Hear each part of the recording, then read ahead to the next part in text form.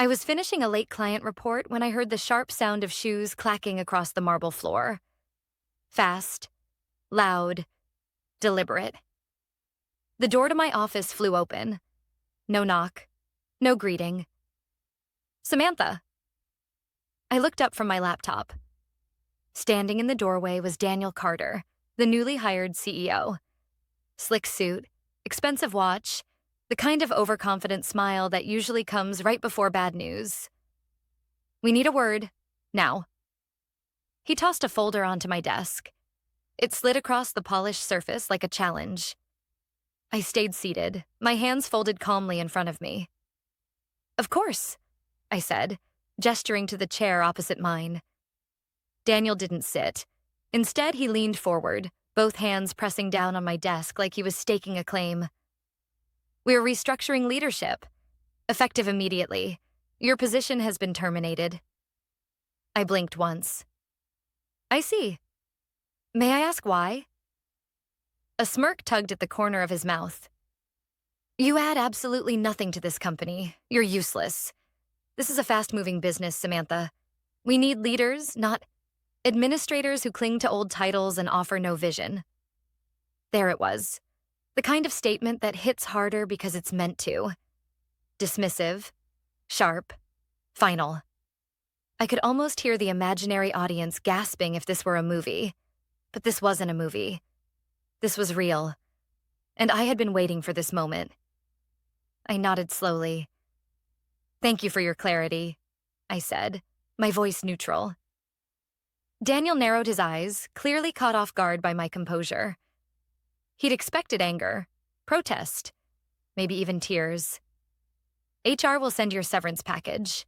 I'll need your badge and company phone by 5, he added, straightening his tie like a man sealing a victory. I extended my hand. All the best, Daniel. He stared for a heartbeat before shaking it.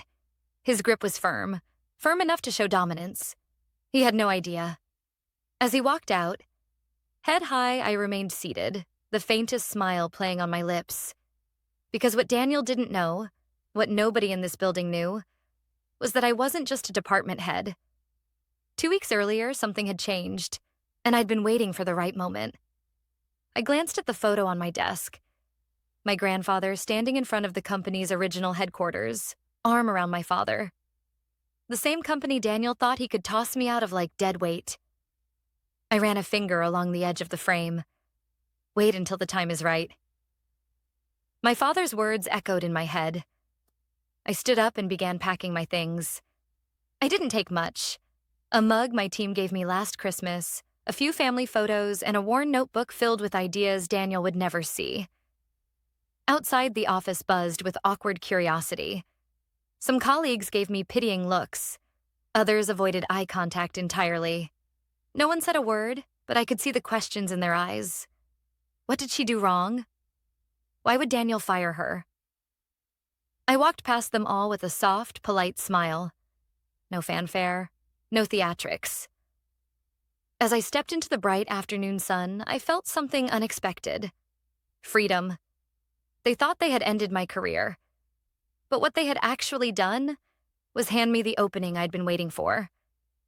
I reached into my bag, pulled out my phone, and sent a single text to my lawyer.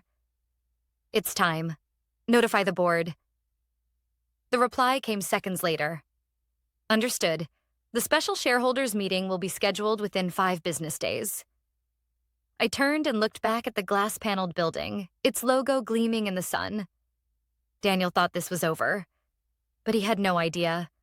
Because the next time I walked into that boardroom, it wouldn't be as an employee. It would be as the majority shareholder. 5 days earlier, I sat across from Michael Grant, my family's longtime attorney, in his oak-paneled office, a room that smelled faintly of old leather, ink, and quiet power. The kind of office where deals were signed and futures were sealed. On the polished desk between us lay a thick envelope, sealed with a crimson wax stamp I recognized instantly. My father's. Your father left very clear instructions, Michael said, his voice calm, almost ceremonial. This envelope was not to be opened until your 32nd birthday. I glanced at the old grandfather clock in the corner. The long hand clicked softly into place. Noon. It's time, Michael said with a faint smile. I broke the seal and unfolded the letter inside, a letter written in my father's steady, unmistakable handwriting. Samantha, if you're reading this, it means you've reached an age where you've proven yourself. Not to the world, but to yourself. I never doubted you would. By now, you've worked harder than most ever will. You've been overlooked, underestimated, and you've stayed true to who you are. I'm proud of you. This company was my life's work. And when I stepped down, I retained 90% of the shares, quietly, in a trust, waiting for you to be ready. Those shares are now yours, with full voting rights, effective immediately. I read the paragraph 3 times, feeling the words sink into me like slow falling snow. 90%. Not a symbolic amount. Not a token share to make me feel important. A controlling interest. My breath caught for a moment. Not out of greed or shock, but because I realized the weight of what this meant. I turned to Michael, holding up the trust documents. Is this legitimate? He nodded once. Absolutely airtight. Your father structured everything to avoid public filings until you chose to act. No one knows, not even the board. I leaned back in my chair, the edges of reality sharpening around me. Why didn't he tell me sooner? I asked quietly. Michael smiled, something almost kind in his expression.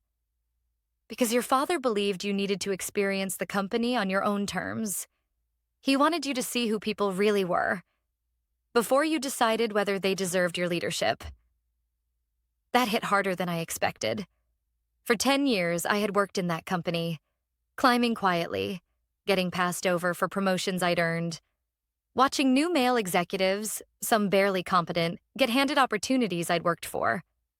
I thought patience and hard work would earn me respect. Turns out, I was wrong. What I needed wasn't time. It was leverage. And now, I had it. I want to move carefully, I said, folding the papers neatly back into the envelope. No public announcements yet. Michael nodded. We'll prepare everything. When you're ready, the board can be notified within 2 business days.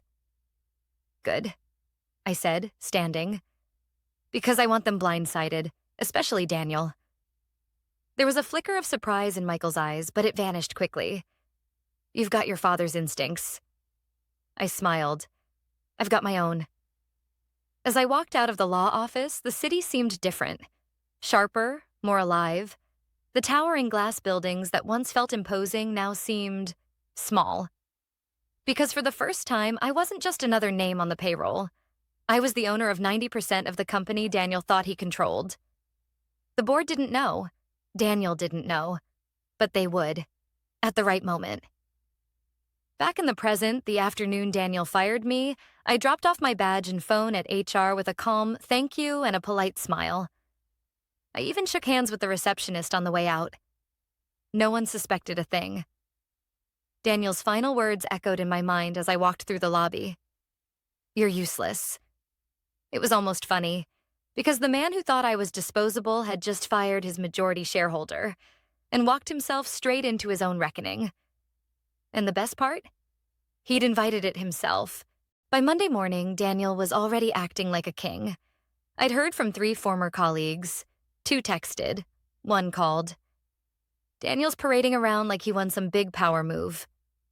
HR's been weirdly tight-lipped. You okay? He's saying you couldn't handle pressure. I replied to none of them. Silence was part of the plan. I wanted Daniel confident. I wanted him convinced I'd disappeared quietly, that I'd accepted my fate without a fight. Let him bask in his false sense of control a little longer. Because the higher he climbed, the harder he'd fall. That afternoon, I sat in a quiet corner of a downtown cafe.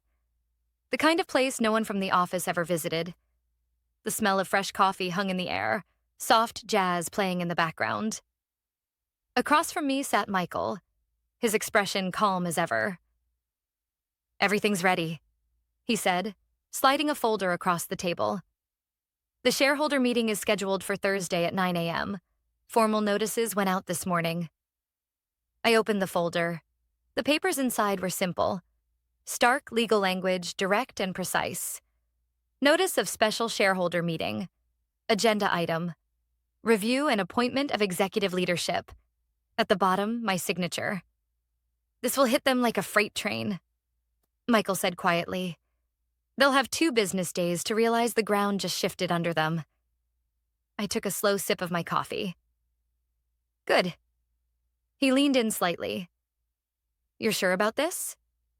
I met his gaze, steady. They pulled the pin the moment they fired me. I'm just handing them the grenade. Michael gave a small nod of approval. Your father would be proud. I wasn't doing this for pride. I was doing it because the company deserved better, because I deserved better, and because Daniel needed to learn what real leadership looked like. Tuesday morning, I met with Caroline Evans, trustee of the shares since my father's passing. Caroline had been with the company since its founding days, sharp, private, with a memory like steel. She greeted me with a firm handshake and a knowing smile. I've watched Daniel dismantle your father's legacy brick by brick, she said bluntly, sliding a thick file across her desk. You don't owe him politeness. Inside the folder was everything I needed. Ownership certificates, voting records, performance reports under Daniel's leadership. And they were worse than I'd imagined. Employee satisfaction down 35%. Turnover rates spiking. Excessive spending on executive perks. Flat revenue growth in a booming market. Caroline's voice cut through my thoughts. He's been hiding behind inflated projections. If this keeps up, he'll run the company into the ground within 2 years. I nodded slowly, absorbing every detail. We'll let the numbers speak for themselves. She gave me a look. 1 part respect, 1 part challenge. It's your company now. How you handle this sets the tone for everything that comes next. I know, I said quietly, and I won't waste the chance. As I left Caroline's office, I walked past the mural in the lobby, an oil painting of my father standing in front of the original headquarters. His hand rested on the shoulder of a small girl in a red dress. Me. I stood there for a long moment, staring at the painting. My father had believed in legacy, not as a monument to the past, but as a responsibility for the future. And even though he wasn't here, I could still feel his hand on my shoulder. By Wednesday morning, the whispers started. Did you hear about the emergency shareholder meeting? Daniel looks nervous. Who called it? The answer was coming, but not yet. I wanted Daniel walking into that boardroom thinking it was just another quarterly review, thinking he still had the room in the palm of his hand. Let him swagger. Let him smirk. Because when the truth hit, it would hit like a lightning bolt. And this time, I wouldn't be the one walking out. Thursday morning arrived sharp and cold, the kind of morning that felt like it belonged to someone else. I dressed with quiet precision. A tailored black suit. Clean lines. Simple jewelry. The kind of outfit you wear when you walk into a room not asking for power, but owning it. By 8:50 a.m., I was standing in front of the building I'd worked in for over a decade. The same building where I'd been dismissed like a replaceable cog in Daniel's machine. Only this time, I wasn't an employee. I was the majority shareholder. I walked through the lobby without a word. The receptionist froze as I passed. I caught the moment her eyes widened, the split second of recognition before she looked away, uncertain whether she should stop me. She didn't. Upstairs, behind the frosted glass of the boardroom, I could already hear voices. Daniel's among them. Confident. Commanding. I didn't break stride. Michael was waiting for me at the elevator, holding a slim leather folder. His face unreadable, but steady. They're all inside, he said quietly. Daniel's already launched into his quarterly strategy speech. I gave a small nod. Not for long. Together, we walked to the boardroom door. I placed a hand on the handle, took a slow breath, and pushed it open. The room fell silent. 10 board members sat around the long oak table. Daniel stood at the far end, mid-sentence, a slide glowing on the screen behind him. When he saw me, his eyebrows shot up. "Samantha," he said, his voice sharp but still coated in smugness. "This meeting is for board members only. You're no longer—" I walked calmly to the head of the table, pulled out a chair, and set Michael's folder down. "Exactly," I said, my voice cool and clear, which is why I'm taking my seat. I sat down, at the head of the table. The shift in the room was instant. Board members exchanged glances. A few leaned forward. One of them, Mr. Callahan, a founding member, adjusted his glasses and glanced at the documents in front of me. Daniel blinked, trying to recalibrate. "Excuse me?" His voice lost a fraction of its edge. I opened the folder and laid out the ownership certificates and trust documents, sliding copies toward the board secretary. "I'm here," I said evenly, "as the majority shareholder of this company, holding 90% of shares, effective as of my 32nd birthday, in accordance with the trust left by my father." A long pause. Mr. Callahan picked up the document and read, his eyes narrowing as he skimmed. "Is this accurate?" he asked quietly. "It is," Michael confirmed, placing another copy in front of him. "The trust is fully executed. All filings have been submitted. Samantha Wren is, by every legal definition, the controlling owner of this company." Daniel let out a sharp, humorless laugh. "This is absurd. You expect us to believe—" "Believe it," I cut in, my voice steady, no louder than before. "Or read the documents yourself." For a heartbeat, Daniel just stared. Then his expression cracked. The disbelief flickered into something else. Fear. I leaned forward slightly, locking eyes with him. "You fired me, Daniel. Called me useless. Told me I added nothing." I let the words sink in. "And you did it without knowing you were dismissing the person with the power to remove you. Permanently." A ripple of murmurs ran down the table. "I've called this special shareholder meeting," I continued, "to review the current executive leadership, effective immediately." Daniel's hands curled into fists at his sides. "This is a coup," he hissed. "A personal vendetta." I shook my head once. "This is accountability." I slid a second folder across the table, the performance reports Caroline had compiled. Declining profits, rising turnover, excessive executive bonuses, misuse of company funds. I didn't have to explain it. The numbers spoke louder than I ever could. One board member flipped a page and let out a low whistle. Another whispered to the CFO, who immediately pulled out his phone, scrolling with a pale face. Daniel's face flushed. "You can't do this." "I already have," I said quietly. The board secretary looked at me, stunned. You don't need a second vote." "I hold 90%, I replied. "A majority by any standard." Mr. Callahan leaned back in his chair, his expression unreadable. Then he nodded, slow and deliberate. "In accordance with company bylaws, the motion stands, effective immediately." Daniel slammed his palm on the table. "You'll regret this." I met his glare with calm certainty. "I don't think I will." Security didn't need to be called. Daniel walked out on his own, but as he did, I noticed something. He didn't look powerful anymore. He looked small. By Monday morning, Daniel's nameplate had been removed from the CEO's office door. I didn't move in right away. I wasn't interested in playing the part of the conquering hero, or in decorating a bigger office to prove a point.